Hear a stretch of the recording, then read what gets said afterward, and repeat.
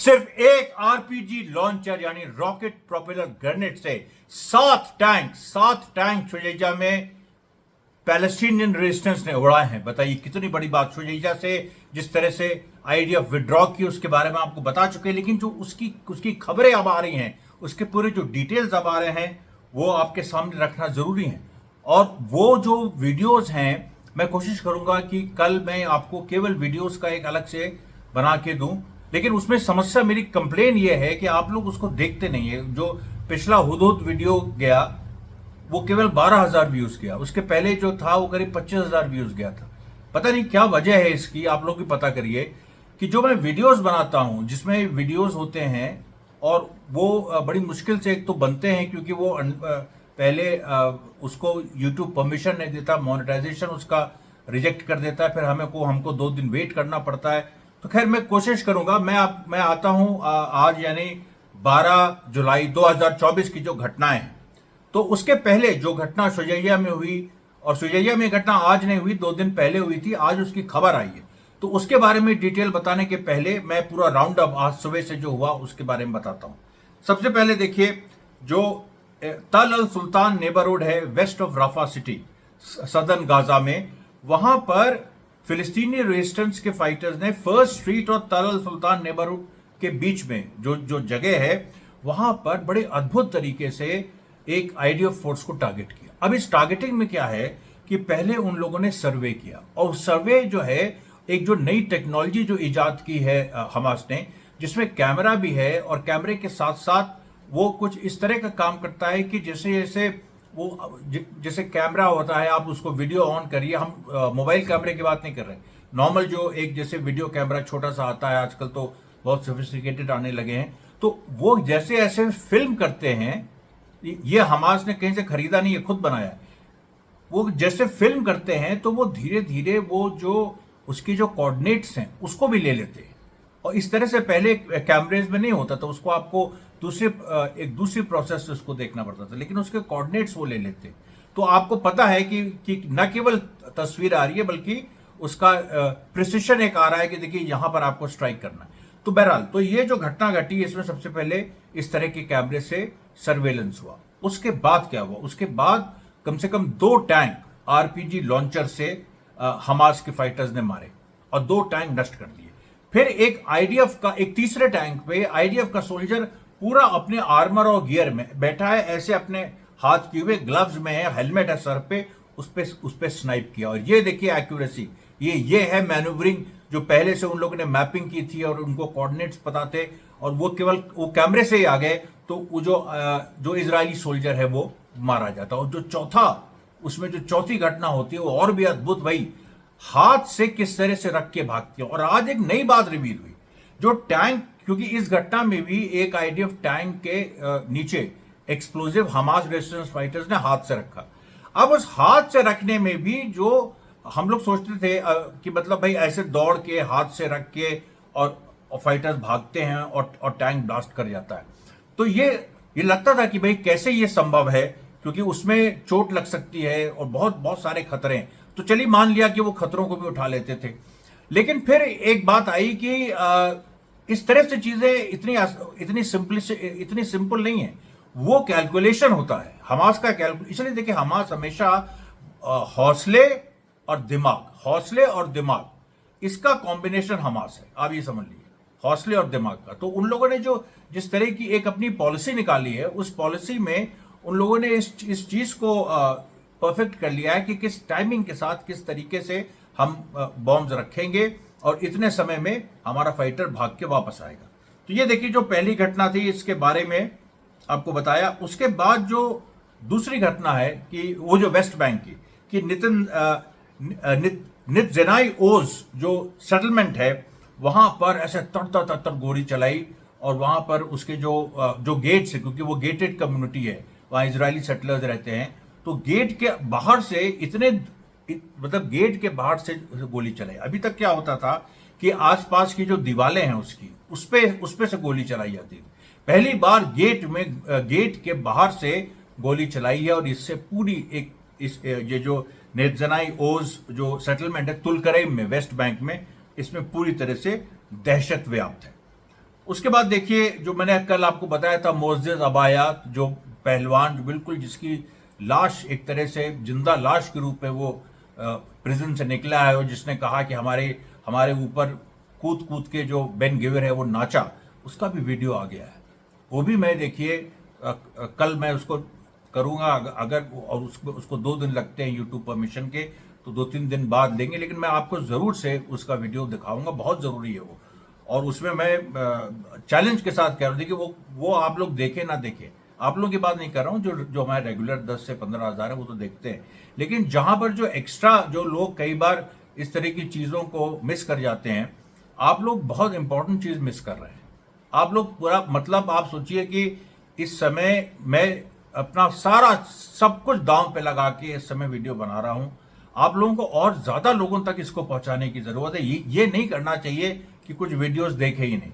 अब देखिए, अब उसके बाद हम फिर से आते हैं शुजैया पे। शुजैया में एक जो आईडीएफ, जब आईडीएफ तो विड्रॉ कर गई है और पूरे मलबे पूरे बिखरे हुए हैं, और उसका उसका भी जो एक वीडियो आया है, उसके बारे में जो मैंने आज का जो प्रसारण शुरू किया, वो ये था कि एक एक मतलब एक पूरे आरपीजी शेल, एक आरपीजी शेल से, मतलब एक आरपीजी लॉन्चर से, उसमें शेल्स तो कई आएंगे, 7 टैंक मारे हैं एक हमास के फाइटर ने, उसका भी वीडियो आ गया है। और ये देखिए, ये पूरी घटना शुजैया में हुई और ये 2 दिन पहले की घटना है, और उसके बाद जो इजरायली फोर्स वहां से विड्रॉ की है और इस समय उसके डेब्रिस हैं। इसमें यह भी दिखाया गया है कि एक अल यासीन शेल से मारा, फिर टीबीजी शेल, अलग अलग शेल्स होते हैं। आरपीजी होता है रॉकेट प्रोपेल ग्रेनेड लॉन्चर, तो उस लॉन्चर में वो रॉकेट लॉन्चर होता है, फिर उसके अंदर रॉकेट्स डाले जाते हैं, फिर वो फायर किया जाता है। तो जो रॉकेट्स डाले गए उनका नाम अल यासीन 105 और टीबीजी शेल्स है। और आरपीजी लॉन्चर एक होता है स्टैंडर्ड, वो हमास का खुद का बनाया हुआ है, ये शेल्स भी हमास के खुद के बनाए हुए हैं। तो ये देखिए एक बड़ी घटना हुई। और उसके बाद हम जब जब आगे बढ़ते हैं तो इसी वीडियो में एक और बड़ी मजेदार बात आई, और जो पूरी दुनिया का ध्यान इस समय आकर्षित कर रही है, पूरी दुनिया के मीडिया में ये छाया हुआ है कि जो शुजैया में लड़ाकों ने किया, जिस तरीके से मारा, और जो मैंने बताया 7 टैंक, वो तो एक पहलू है। उसके पहले एक माइन से एक और टैंक डिटोनेट किया, उसके बाद सीधे आमने सामने की लड़ाई में उन्होंने इजरायली सैनिकों को मार गिराया। कुछ बिल्डिंग्स के अंदर सैनिक थे, उनको मार गिराया। पूरे 6 मिनट का वीडियो है, 6 मिनट का। तो ये देखिए, मैं आपको एक चीज बताता हूं कि इसी वीडियो में एक जगह फिलिस्तीनी फाइटर्स को दिखाया गया है कि वो अपना आराम से बैठे हैं, वो कोई फाइटर बोल रहा है, कुछ बात कर रहा है, कोई खाना बना रहा है, एक्चुअली रोटी बना रहे हैं, तवा रोटी, वो रोटी बना रहे हैं। और मतलब ये भी देखिए, हम लोग सोचते थे कि वहां पर अरब में, मतलब अरब वर्ल्ड में तो केवल नान या उस तरह की चीजें होती, नहीं, वहां पर वो रोटी बना रहा है। और एक फाइटर अपने बहल पे कंघी कर रहा है आराम से, जैसे होता है ना, fighting is a way of life, जैसे उनकी जिंदगी का हिस्सा है। वो अभी आराम से बैठे हैं, खा पी रहे हैं, ये कर रहे हैं, फिर वही आदमी जाके गोली चलाएगा, वही आदमी जाके अपनी जान पे खेल के बड़ा काम करेगा, फिर वापस वहीं आएगा। ये देखिए जो पूरा एक एथिक है जिसको यह्या सिनवार ने इन्फोर्स किया है, एसेटिसिज्म का और सेल्फ डिनायल का, कि भाई और violence and war as a way of life, war of resistance as a way of life, की जो प्रतिरोध की लड़ाई है वो हमारी जिंदगी का हिस्सा है। वो कोई अलग से हमारी जिंदगी में ये नहीं है कि जैसे भाई हम खाते पीते हैं वैसे लड़ते हैं, इतनी सामान्य बात है। तो इस चीज को देखिए अप्रिशिएट करने की जरूरत है। उसके बाद एक और देखिए एक बड़ी घटना हुई, जब हासेब 111 रॉकेट से फिलिस्तीनी रेजिस्टेंस ने नेत्जरीम एक्सेस पे हमला किया। तो ये भी बड़ा हमला था जिसमें इजराइल की क्षति हुई है और उसकी खबरें अभी आ रही हैं। फिर देखिए 107 मिलीमीटर रॉकेट से फज्जा मिलिट्री साइट, जो नेत्जरीम के बगल में ही है, वहां पर फिलिस्तीनी रेजिस्टेंस ने वार किया। अब देखिए एक और घटना हुई शुतला में हिजबुल्लाह ने वार किया। हिजबुल्लाह के बारे में और आगे हम डिटेल आपको बताएंगे। फिर देखिए एक और गैदरिंग ऑफ आईडीएफ सोल्जर्स तल अल जोराब में, उसी जगह जहां सबसे पहला हमने शुरू किया था, वो 7 टैंक वाला नहीं, जो उसके बाद एक मैंने बताया था जिसमें वो हाथ से रख के भाग रहे हैं उस तरह से, और जिसमें वो जो स्पेशल कैमरा यूज हो रहा है, वहां पर उसी जगह एक दूसरा अटैक आज हुआ। फिर हाइफा में जो हाइफा और एलिया दोनों जगह, और जिसके बारे में हुदहुद ड्रोन ने पूरा मैपिंग की थी, तो हाइफा और इलियात में आज सायरन बजे और वहां पर भी एक इराक और यमन के पूरे कोऑर्डिनेशन से स्ट्राइक्स हुई। और यमन और इराक का कोऑर्डिनेशन, बार बार मैं कह रहा हूं, ये पूरी दुनिया पहली बार इस तरह की चीज देख रही है। फिर देखिए सीरियन गोलन को भी कल पूरा एक मैपिंग हुदूद ने की थी। सीरियन गोलान में फिर आज से ही शुरू कर दिया है, आज से ही हिजबुल्लाह ने सबसे पहले मार्च शुरू कर दी, ऑलरेडी शुरू कर दी है। बताइए आपको, हुदूद जो ये जो ड्रोन गया, इसने जो मैपिंग की, ये कुछ दिन पहले की है, तो पूरी तैयारी के साथ। लेकिन आप देखिए वो रिलीज तो हुदूद की जो पूरी फुटेज है वो परसों और कल ही रिलीज हुई है, और मैंने आपको कल ही आपके सामने रख दी। और उसमें आप देखिए सीरियन गोलान जो पूरा दिखाया गया, उसमें उस पर हमला भी शुरू हिजबुल्लाह ने कर दिया है। फिर देखिए एक बड़ी खबर आती है कि जो इजराइल की जो पूरी टेक्नोलॉजी, एक सिक्योरिटी इंस्टॉलेशंस हैं, उनमें एक बड़ा साइबर अटैक होता है। अब ये साइबर अटैक यूरोप से भी हो सकता है, चाइना से भी हो सकता है, कहीं से भी, दुनिया में कहीं से भी।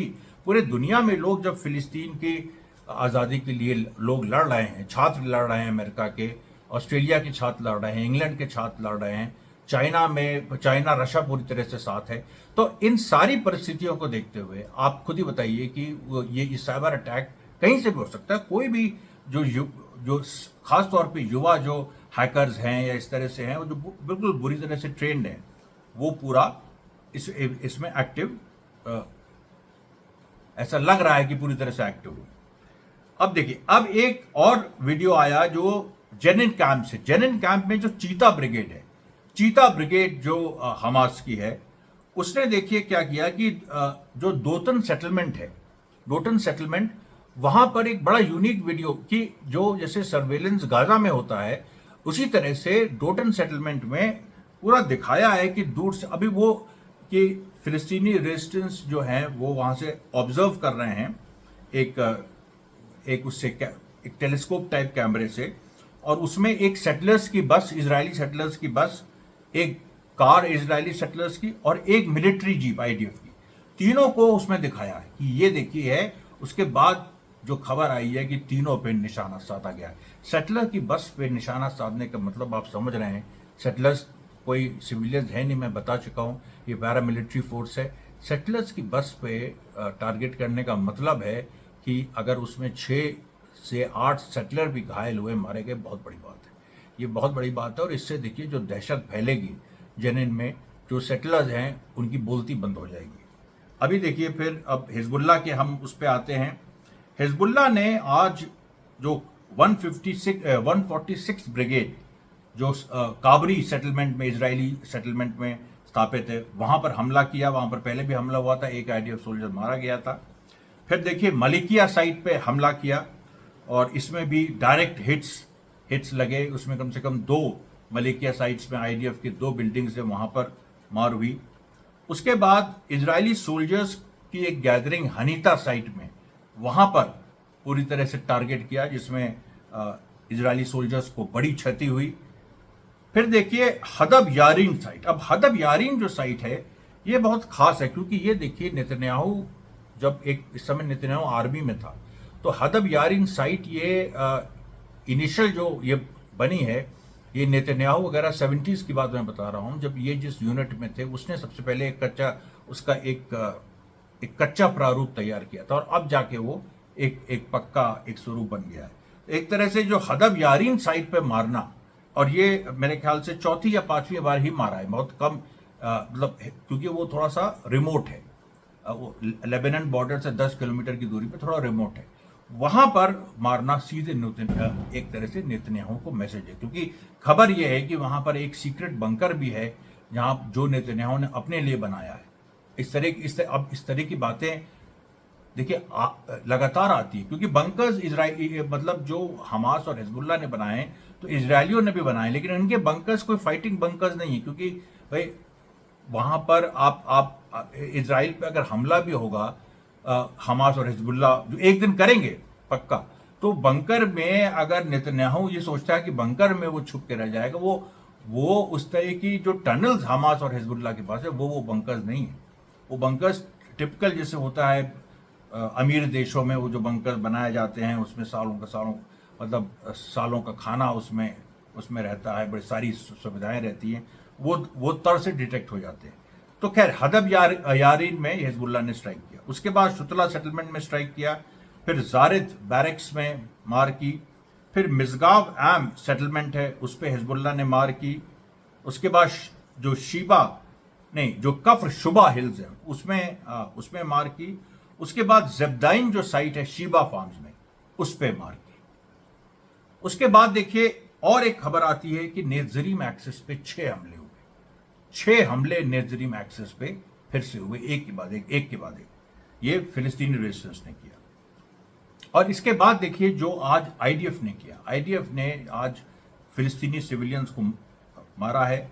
सबसे पहले खान यूनिस में बॉम्बिंग की, इनके पास और कुछ नहीं है आईडीएफ के पास दिखाने को सवाए इसके कि कितने सिविलियंस को मारा। तो देखिए सबसे पहले आज यहाँ पर सात लोग मारे गए खान यूनिस में आईडीएफ के बम्बार्डमेंट में। वेस्ट बैंक के नाब्लिस में बजरिया एक टाउन है पैलेस्टीनियंस का, उस पर सेटलर्स ने हमला किया। उसके बाद देखिए जो कत्तान सेंटर है वेस्ट ऑफ गाजा सिटी, वहां पर आईडीएफ ने हमला किया।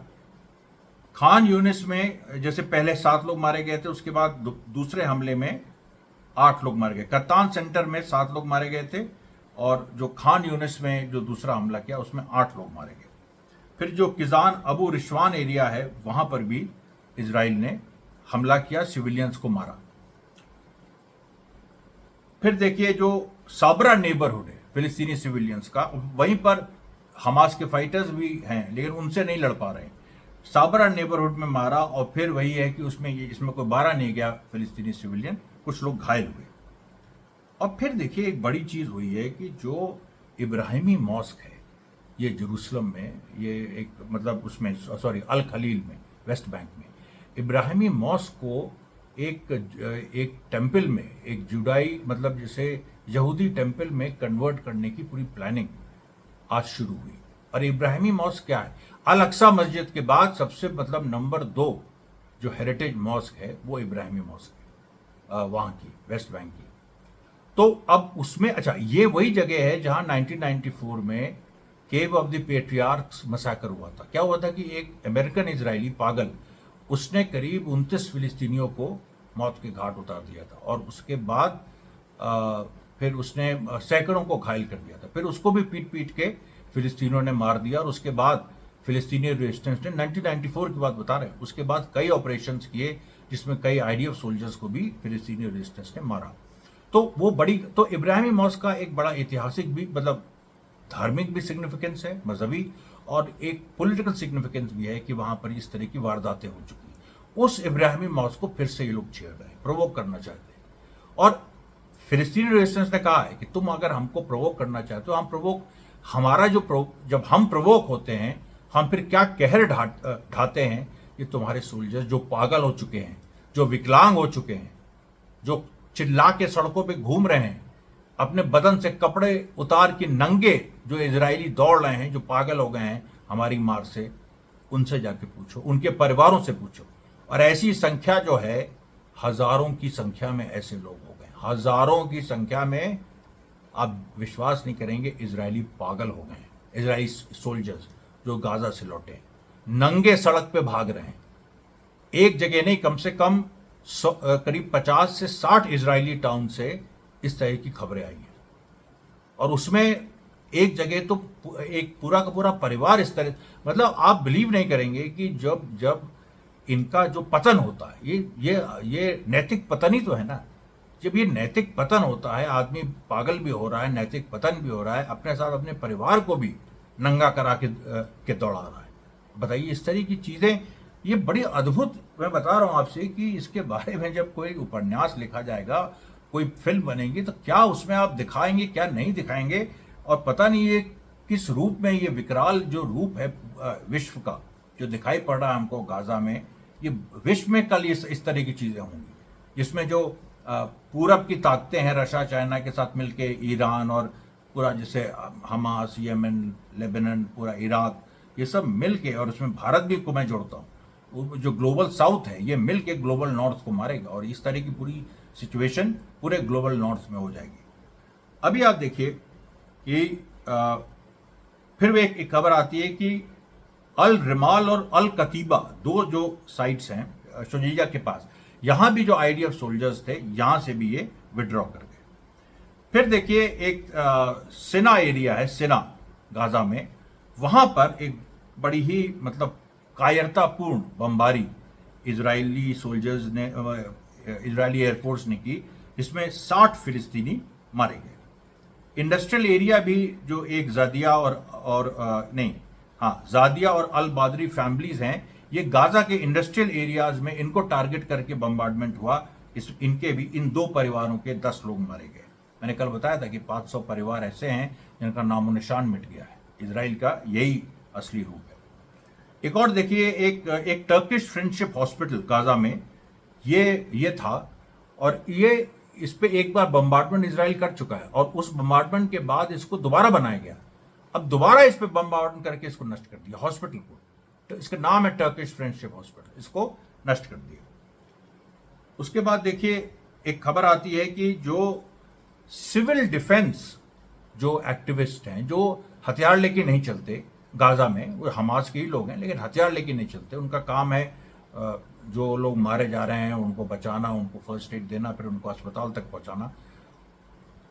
एक सिविल डिफेंस के जो लोग हैं वो उनके ऊपर है कि वो हथियार लेके चले कि ना चले, नॉर्मली नहीं लेके चलते। एक उसको जब उसने देखा इस तरह से फिलिस्तीनी लोग मारे जा रहे हैं, बच्चे मारे जा रहे हैं, उससे रहा नहीं गया। वो दौड़ा और उसमें थोड़ी दूर पे एक आईडीएफ चेक पॉइंट था, उस चेक पॉइंट पे पहुंच के, जिसमें करीब 12 इजरायली सोल्जर्स थे, उनके बीच घुस गया। एक इजरायली सोल्जर को उसने चाकू से मारा और उसके बाद वो शहीद हो गया। जिस इजरायली सोल्जर को उसने चाकू से मारा वो अभी अपनी जिंदगी के लिए लड़ रहा है, भीख मांग रहा है मरने की, लेकिन उसको मौत भीख में नहीं मिल रही है। धीरे धीरे मौत आ रही है, बहुत बुरी तरह से तड़प रहा है। इसी नोट पे मैं आज का प्रसारण खत्म करता हूं। कल फिर मिलेंगे। धन्यवाद साथियों, बहुत बहुत धन्यवाद।